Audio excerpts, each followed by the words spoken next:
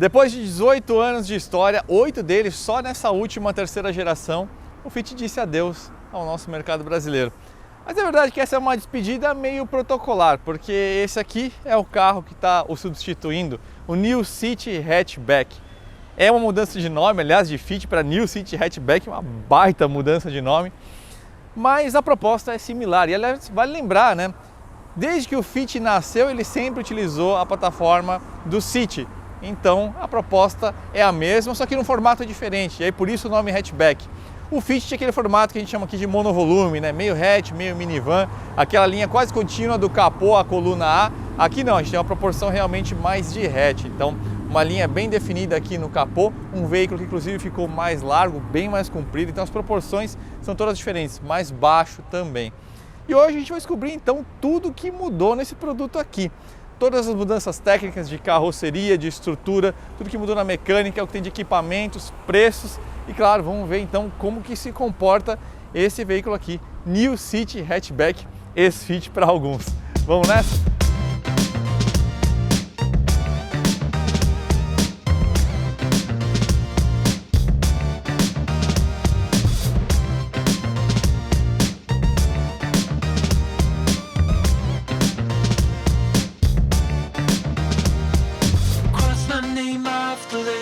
Vamos começar falando de bolso e eu espero que você esteja preparado, porque além da mudança de nome de Fit para New City Hatchback, a Honda fez um reposicionamento de produto. Então, se você estava acostumado com aquelas versões de entrada do Fit, como LX, EX, esquece, porque agora o New City Hatchback começa já na EXL por 118.400, preços aqui de São Paulo, que esse mês é um pouquinho mais caro, e essa aqui é a Touring por 127.100.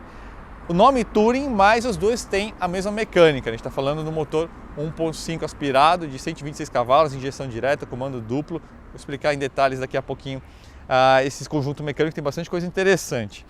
É verdade que a EXL já vem bem completa, né? Então a gente tem sistema multimídia com tela de 8 polegadas, conexão Android Auto e Apple CarPlay sem fio, entrada e partida sem botão, 6 airbags, faróis de neblina, câmera de ré, bancos em couro legítimo, pedal shifts para troca de marchas manuais no câmbio CVT, painel digital e sensor de estacionamento traseiro. Por mais R$ 8.700 a gente tem esse carro aqui que é a Touring, que o principal é que ele adiciona o pacote Honda Sensing, que tem controle de velocidade de cruzeiro adaptativo, sistema de frenagem semi-autônomo de emergência, assistente de centralização de faixa de rolamento e comutador automático de faróis altos. Aliás, os faróis passam a ser LED aqui, Full LED na versão Touring. Ele também ganha sensor de estacionamento na dianteira e a câmera lateral Lane Watch, que é muito útil para quando você fazer uma transição de faixa. Quando a gente olha o degrau que existe entre a EXL e a Touring fica interessante, é um baita pacote de equipamentos por menos de R$ 9.000, mas o fato é que a régua subiu demais, né? O preço inicial é que é o grande desafio. Aqueles dias de Fit LX e EX não existem mais, é carro da casa de 80 e poucos mil reais. Agora vocês viram aonde que está começando, né? Tudo bem que a gente pode dizer a mesma coisa sobre o Polo, por exemplo. As versões TSI do Polo começam em 107 mil, vai até 115 mil reais, por exemplo. Só que tem um rival que fica com uma vantagem, que tem um leque aí um pouquinho mais aberto, a gente está falando do Yaris, né? O Yaris, o XL começa em R$ 93.000 e vai até a R$ 114 mil aproximadamente na versão XLS. Por todos esses motivos, hoje em dia em especial é fundamental que você tenha a melhor proposta de financiamento em mãos, com parcelas que caibam no bolso e um investimento total coerente. O Autoline pertence ao Bradesco Financiamentos e a gente quer que você faça o melhor negócio. Vai em autoline.com.br para você fazer uma simulação bem simples de financiamento e você vai ver que a proposta realmente é a melhor que tem no mercado. Só em simular financiamento, lá no topo do site, escolha a quantidade de parcelas, alguns dados bem básicos e você já tem nas suas mãos. Enquanto está lá no Autoline, vale a pena você conferir também as possibilidades de seminovos, que tem muita coisa na faixa desse preço desse veículo aqui, incluindo sedãs, por exemplo. Vai lembrar que entre as propostas de financiamento, o Autoline, Bradesco Financiamentos, oferece o financiamento turbinado que tem proteção contra a perda de renda, a possibilidade de incluir uma série de serviços, então vale a pena você conferir que tem muita coisa interessante. Aqui sob o capô a gente tem uma séria evolução em relação ao motor anterior do Fit. Ele ainda é da família L15, ainda é 1.5 aspirado, mas aqui a gente tem uma evolução do famoso L15B, do Fit do mercado japonês. A gente está falando de um motor que tem injeção direta, é um cabeçote completamente diferente, duplo comando agora, né, variável na admissão em fase. E a gente também tem muitas mudanças na parte de baixo. A gente tem um virabrequim 25% mais leve, injetores de óleo, uma série de tratamentos para redução tanto de massa do conjunto rotativo quanto de redução de atrito. Então é um motor que ficou bastante sofisticado. A gente está falando de 126 cavalos, então tem um ganho de 10 cavalos em relação à geração anterior e 15,5 kgfm de torque.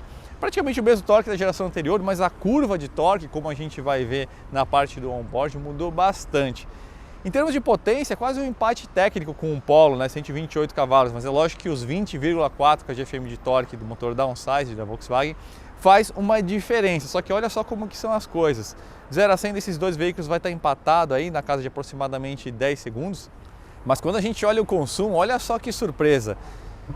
Etanol, 9,8 km por litro, né? Cidade mais estrada dividido por 2 contra 8,9 do Polo, ou seja, superior mesmo sendo aspirado. Na gasolina a diferença também está presente, 14 km por litro no consumo misto a gasolina aqui contra 12,8. Olha só que surpresa interessante. Isso também é ajudado pela eficácia do câmbio CVT, que tem algumas evoluções técnicas interessantes que a gente vai explicar melhor na parte do onboard, mas em parte de descida ele vai usar melhor o freio do motor e agora ele também vai simular trocas de marcha dependendo do que você fizer com o pedal da direita. Tem algumas coisas que ficam bem claras aos olhos, como por exemplo a linguagem da dianteira com esse chamado Solid Wing já tinha no City e no Fit, evidentemente bem mais evoluída, né? O farol inclusive ficou bem bonito. E como eu falei na introdução, dá para ver bem que a silhueta do carro mudou, né? Além de ter ficado mais largo, mais baixo, bem mais comprido, essa linha formada entre a coluna A e o capô agora é bem mais pronunciada e por isso ele perde essa alcunha, entre aspas, de monovolume, como era conhecido o Fit por alguns, para realmente virar um hatch a ponto de botar isso no nome, né? Agora tem algumas coisas que não dá para ver, como por exemplo a presença da espuma de poliuretano expandida dentro das colunas A e B, o melhor isolamento acústico na parte do cofre do motor para deixar o veículo mais silencioso, como a gente vai ver na parte do teste a bordo. A evolução na parte de estrutura, tanto a parte de soldas e adesivo estrutural, que aumentaram a rigidez da torção em 20%, também ficou 7,3% mais leve a estrutura, com a maior presença de aços de alta resistência. Destaque para uma espécie de gaiola de sobrevivência aqui formado nas colunas A e B e uma travessa aqui no teto com aços de ultra alta resistência de 580 megapascais. Então tem bastante evoluções aqui técnicas, algumas mais fáceis de perceber, outras nem tanto.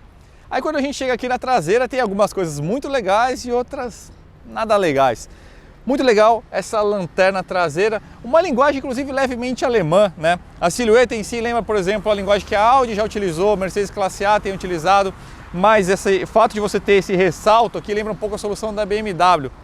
Bem interessante essa parte da luz de freio aqui em LED, com piscas e luz de ré em lâmpadas halógenas convencionais. Nota então que aqui na traseira que a gente tem um fechamento que realmente incorpora essa linguagem de hatch, no caso do City Hatchback. Agora, se a gente olhar aqui embaixo, essa ponteira de escape é uma tristeza. Outro ponto é que esse fechamento da traseira limitou um pouco o espaço vertical para quem vai atrás, como a gente vai ver daqui a pouquinho. E quando você olha aqui atrás das rodas, freios a tambor para um carro desse valor, funciona bem, como a gente vai ver, mas acho que merecia freios a disco. Agora vamos entender o que é esse carro em relação ao Fit, ao Polo, ao Yaris Hatch em termos de dimensões.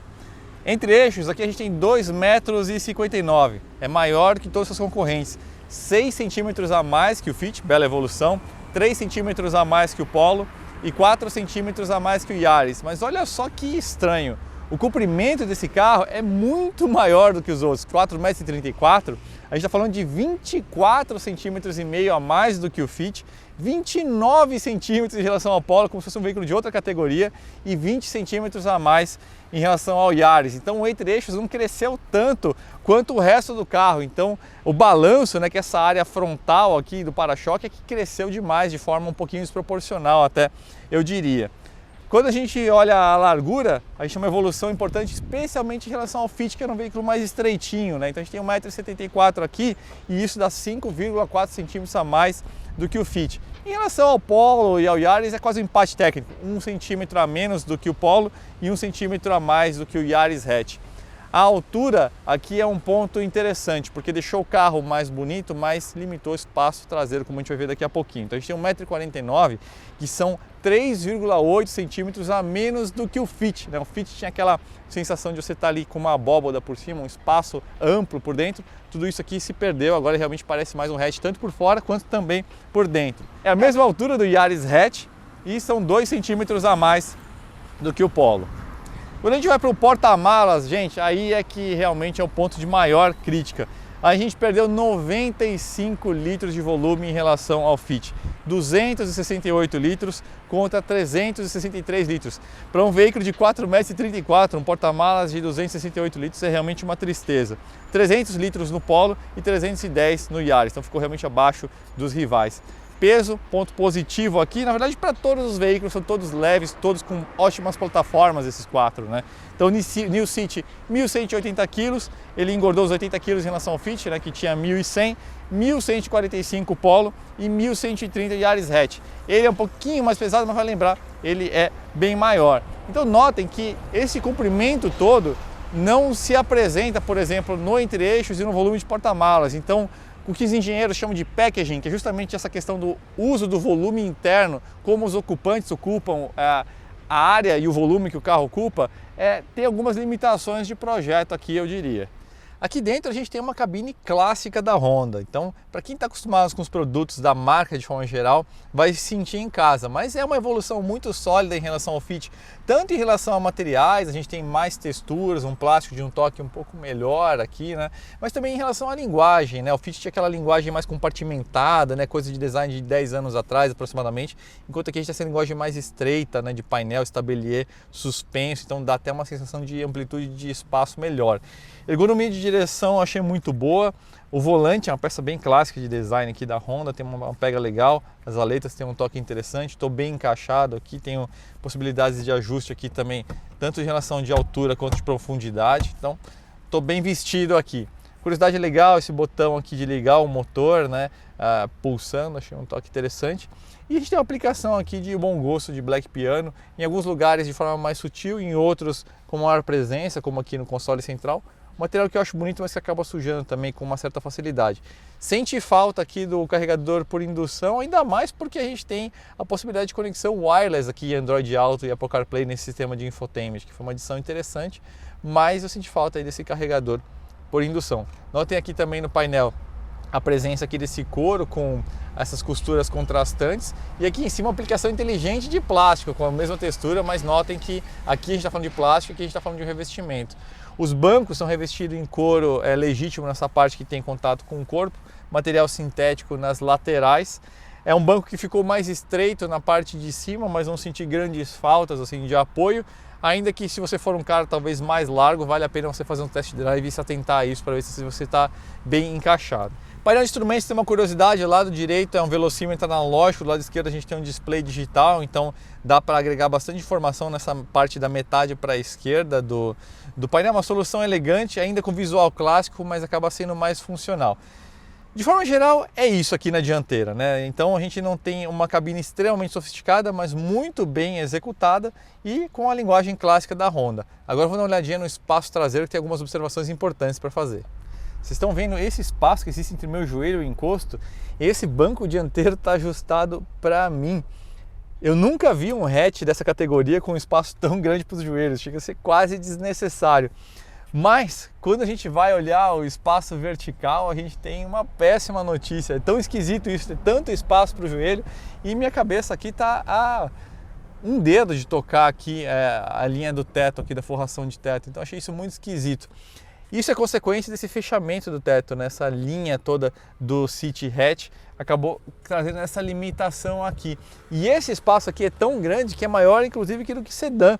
O sedã do City tem 37 milímetros a menos, vamos dizer assim, de posição de banco, porque esse aqui é o Magic City. Então essa é uma notícia boa para quem gosta do Fit e ficou preocupado. essa questão dos bancos modulares está presente aqui, então você consegue fazer um assoalho totalmente plano aqui para virar praticamente uma cama, você consegue elevar essa parte do assento para levar objetos mais altos, ou deitar também essa parte da frente para levar objetos mais compridos, então toda essa funcionalidade ainda está presente. Destaque também para a saída de ventilação aqui para os passageiros de trás e a presença desse assoalho baixinho, então transportar 5 passageiros acaba sendo algo bacana aqui. Quem está acostumado com o clássico Honda Fit gosta de algumas coisas e se incomoda com outras, né? Então eu vou procurar algumas dessas características aqui nesse carro, já que ele pega esse legado e leva adiante, né? Então uma das coisas que é quase uma assinatura de rodagem do Honda Fit é como ele rodava soltinho, né? Câmbio CVT e o motor bem casados, então você tirava o pé do acelerador, ele preservava o movimento ali, né?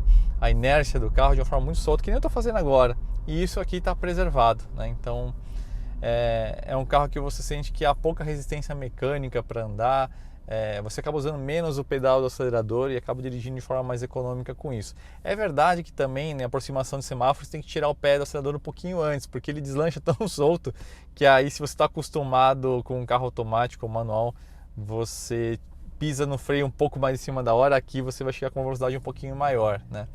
Mas é bem gostoso, o carro está muito bem ajustado ainda nessa parte de motor e câmbio, então é um carro que está agradável de andar. Agora, uma outra característica do Fit que não era tão legal é que era um carro duro, né? Contradiz até um pouquinho a proposta original do carro de ser um veículo urbano, mas que o projeto original foi feito para o Japão, para países que não tem um asfalto tão ruim quanto o nosso. E nesse produto aqui a gente tem uma evolução interessante. Eu vou fazer uma retomada aqui para a gente dar uma olhada agora em característica outra do câmbio. CVT, lembrando. Notaram que ele fez uma troca? Ele vai fazer outra. Ele só apresenta esse comportamento que a Honda chama de step shift quando você realmente pisa para valer. Quando você está dirigindo de forma normal, como eu estou fazendo agora, ele vai trabalhar literalmente como um CVT clássico, ou seja, com a relação variando de forma contínua para manter a rotação ali próxima do torque máximo, né? Por que eles fizeram esse sistema para ficar emulando troca de marcha? Para dar um conforto acústico maior, não ficar naquele barulho de meditação que a gente brinca, né? Que aquela rotação gritando lá em cima, sempre igual, é muito irritante. Para quem anda de CVT sabe o quão irritante isso é. Então isso aí a Honda fez para dar um conforto acústico maior. Ao mesmo tempo eles deixaram o mapa dessa rampa, vamos dizer assim, né? Dessa curva que o câmbio está fazendo quando você pisa para valer, mais esportiva. Então apesar dessas trocas simuladas, ele realmente vai entregar uma performance melhor mesmo quando você pisar a fundo. Então achei isso interessante. E outro recurso que esse câmbio tem, que a gente não vai conseguir mostrar aqui, mas que eu posso comentar para vocês, é em situação de descida de serra. Agora o acelerômetro do carro ele detecta quando você está numa descida e está fazendo uso do pedal do freio, né? Então o carro está querendo ganhar velocidade e você está freando, e aí quando o sistema detectar isso, ele vai assumir um mapa no qual o CVT vai atuar com um freio motor mais presente, né? Então ele vai encher um pouco o motor, aí você usa menos o pedal de freio. Mas agora, por exemplo, aqui, ó, eu vou tirar o pé do acelerador, ó, tô 65, 66. Quando tá meio plano assim, tá vendo como demora para cair a velocidade? 63, 62. Essa é aquela característica que eu falei do carro rodar soltinho. Isso é uma assinatura de rodagem do Fit que deixa ele bem gostoso de andar na cidade e que foi preservado aqui nessa continuação, vamos dizer assim. E eu estava falando na parte de suspensão, né? Aqui a gente tem uma evolução bem sólida em relação ao Fit. O carro está trabalhando com uma complacência ao piso muito mais gostosa, então ele copia melhor o piso, bate seco menos, né? É verdade que se você pegar ali um piso realmente recortado, você ainda vai sentir alguma coisa, especialmente na suspensão traseira. Mas aqui a gente já tem batentes hidráulicos, de acordo com a Honda, houve uma redução de 50% de atrito, né, nos componentes da suspensão, então tudo acaba trazendo um conforto maior. Falando em conforto, outra característica do Fit que não era tão legal e que melhorou bem aqui é o conforto acústico, especialmente em relação à intrusão no motor, né? Então ajuda, é claro, essa questão do câmbio que eu falei, né? Dele simular as trocas de marcha quando você faz uma aceleração mais brusca, mas mesmo se você fizer uma aceleração intermediária aqui, sim, há alguma intrusão no motor ainda, mas é bem menor do que no Fit da geração anterior. Então todos esses materiais fonoabsorventes que eles colocaram nas colunas, no cofre do motor, de fato ajudou bastante a deixar o veículo confortável.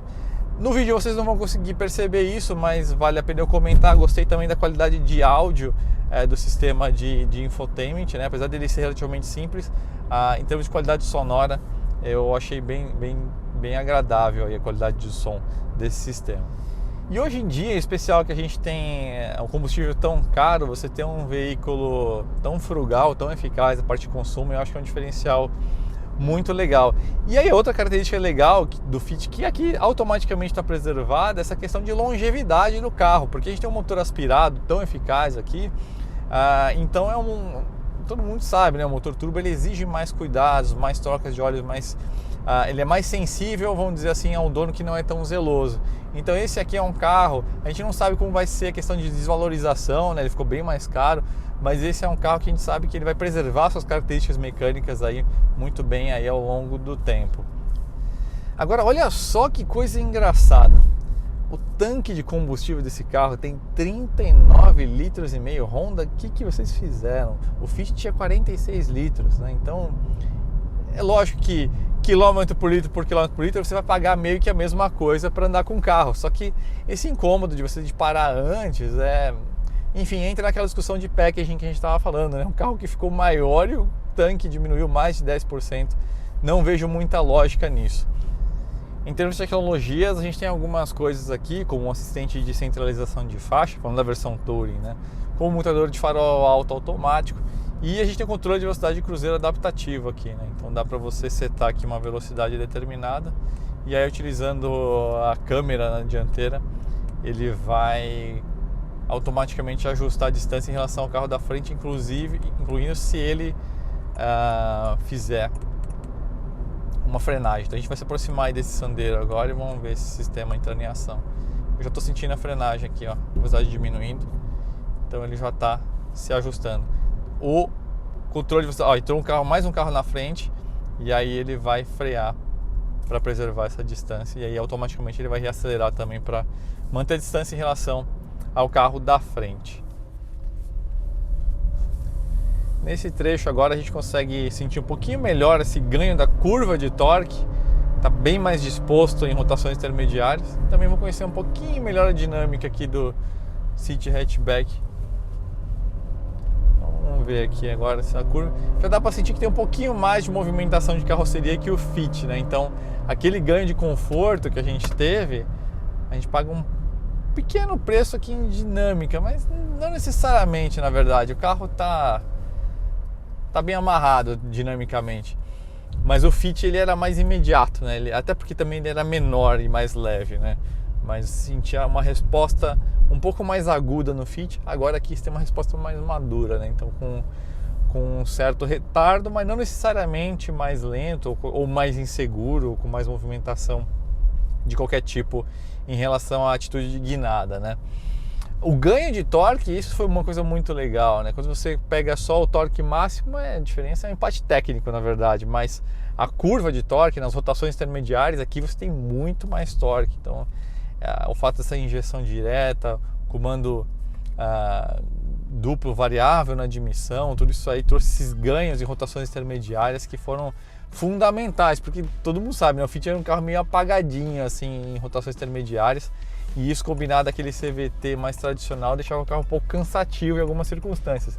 Agora aqui não, o carro está mais aceso, está mais acordado, então tudo isso deixou a experiência a bordo dele muito interessante. Então esse é um carro, pessoal, que segue muito interessante de ser guiado, resolvendo questões que incomodavam no anterior. Agora, indo já para a conclusão, o grande ponto forte do Fit era o seguinte: era um carro extremamente racional, extremamente desejado na revenda, então você pagava ali um ticket a mais, vamos dizer assim, para você ter uma excelente pós-venda, para você ter um veículo muito fácil de revenda, extremamente confiável. Tudo isso está presente aqui, mas a régua racional ficou mais curta, né? Porque agora o valor inicial dele está bem mais agressivo e aí a vantagem acabou de fato ficando mais presente aí com o Yaris, por exemplo, né? Que tudo bem, não é uma nova geração também, então tem essa questão também, que já tem um reajuste, uma readequação já para esse novo momento da economia. Mas de forma geral ainda é um produto que preserva as mesmas características Um outro pênalti que me incomodou um pouco, né? Essa questão do packaging, não ter ficado tão maior, mas com espaço para a cabeça não tão grande, porta-malas diminuiu, tudo isso aí acho que eu não posso deixar de notar também.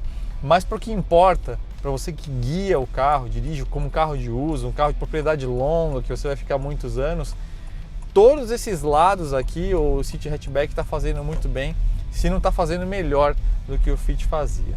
Certo, pessoal? Então é isso. Se você olhar em relação aos concorrentes, realmente você vai ter bastante opção e aí vai ser realmente uma escolha pautada em mais do que você ter uma predileção. Lembrando que essa parte pós-venda ainda é um cartão de visitas muito forte por parte da Honda. Então é isso, pessoal. Espero que tenha sido útil essa avaliação. Não esqueça de assinar o canal Autoline. Estamos ali a um traço ali dos 100 mil inscritos. Ajude a gente a conquistar essa marca tão importante. A gente se encontra numa próxima. Valeu, gente. Um grande abraço.